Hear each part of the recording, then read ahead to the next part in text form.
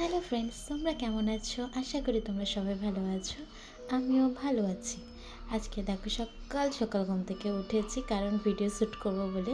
আর ঘুম থেকে উঠে বড় বড় হাই তুলছি, কারণ ঘুম পুরো হয়নি। কালকে রাত্রেবেলা লাইভ করে ঘুমাতে ঘুমাতে অনেকটা দেরি হয়ে গেছিলো, তাই মানে ঘুমটা ঠিকঠাক হয়নি। আর এদিকে দেখো মাছের ঝোল করবো বলে মাছগুলো ভেজে নিচ্ছি, ভাতও বসিয়ে দিয়েছি। আর এদিকে রান্নাবান্না করে সোজা কাজের জন্য বেরিয়ে পড়েছি। মাছের ঝোল ভাত এটাই করেছি, আর কিছু করিনি।